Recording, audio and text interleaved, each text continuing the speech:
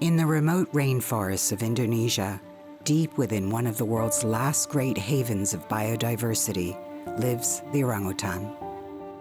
Orangutans are the largest tree-dwelling species on Earth and play a central role in the forest ecosystem. With 97% of the same DNA as humans, they are highly intelligent creatures who experience feelings similar to their human cousins. Humans who threaten their survival by clearing and burning their forest for timber, minerals, and vast monoculture crop plantations. Those that survive are hunted as plantation pests or captured for the illegal wildlife trade. Orangutans and all rainforest life now face extinction. Since 1991, Borneo Orangutan Survival, or BOS Foundation, has been helping the Indonesian government to protect orangutans and their habitat, rescuing them from areas of human-wildlife conflict and rehabilitating them, with the aim of one day returning them to the forest where they can live in safety and freedom.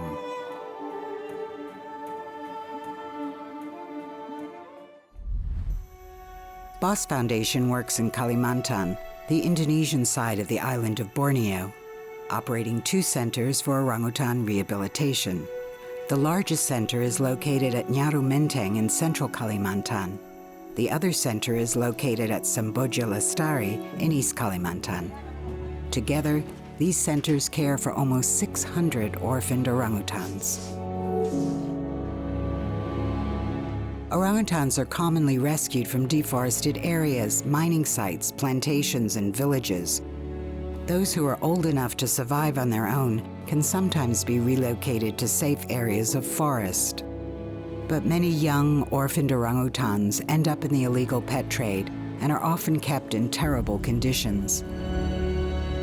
Together with local government, a rescue team sets out to confiscate a baby whose mother was killed and bring it back to the center. This baby may suffer from trauma and poor health, requiring medical attention. A thorough evaluation determines if the newcomer has any contagious diseases that may infect other orangutans at the center. After 3 months in quarantine, the young orphan finally joins the others in the rehabilitation program. Orangutan mothers raise their offspring for 8 years, teaching them the skills they need for a life in the forest. Without this vital bond, the babies are unable to survive on their own in the wild. At BOS Foundation, human surrogate mothers take on this role, preparing the orphans for a life beyond the rehabilitation center.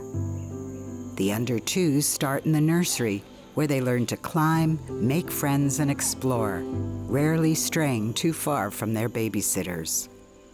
Then, in forest school, the orphans improve at foraging for food and making nests, learning directly from their caregivers.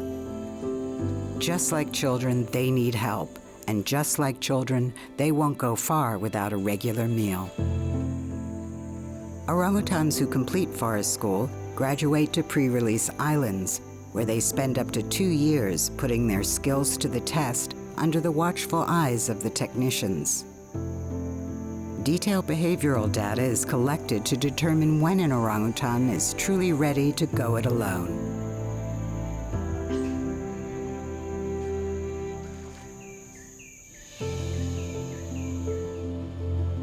Release candidates are then taken to a quarantine facility to undergo a final health examination and have radio tracking devices implanted.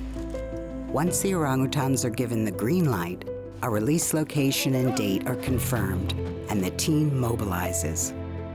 A long and arduous journey then begins. The release destinations are remote and difficult to access, pushing the team to the limit. The orangutans spend many hours in transit cages, unaware of how their lives are about to change. This is the culmination of years of hard work, but all hardship is forgotten when the orphans are finally let go back into the forest where they belong.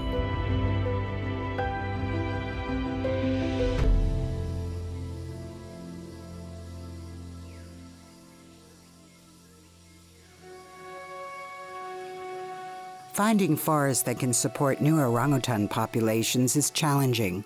Most forests have been destroyed or claimed for other uses. Fortunately, BOSS Foundation has secured the rights to release orangutans in 3 suitable habitats. Here, the rehabilitated orangutans can be monitored and behavioral data can be collected to see how they're adapting to their new surroundings. Local people are employed for their unique skills and knowledge of the area.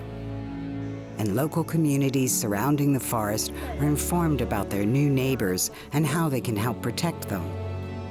BOSS Foundation's monitoring data allows the team to assess the strengths and weaknesses of the reintroduction program, always looking for ways to improve.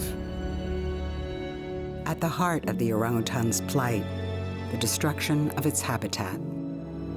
And as more and more babies arrive at the center, pressure on the facilities mounts.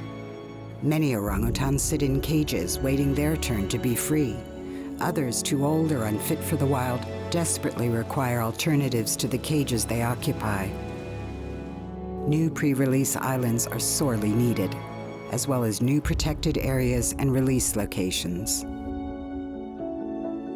In 2009, BOSS Foundation established ROY, or PT Restorasi Habitat Orangutan, and paid the Indonesian government $1.4 million to protect the forest at Keje Sewin in East Kalimantan.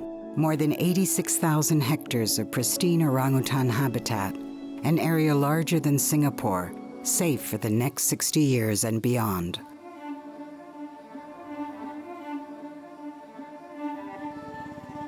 BOSS Foundation also manages 309,000 hectares of peat swamp forest, an area twice the size of London, home to one of the largest remaining populations of wild orangutans on Earth. The MAWAS Conservation Forest is a critical carbon reservoir that must remain intact. Failure to do so will not only impact the orangutan, but also the entire planet by contributing to climate change. Together with local communities, BOSS Foundation is helping reforest degraded lands and re-wet degraded peatlands through blocking drainage canals, reducing the risk of habitat loss in the future. The MAWAS Conservation Forest demonstrates what can be achieved when everyone works together. The people at BOSS Foundation are dedicated to protecting the orangutan and their habitat. Never has orangutan conservation been more urgent and more globally relevant, as we come to understand that the survival of this precious species is interconnected with our own.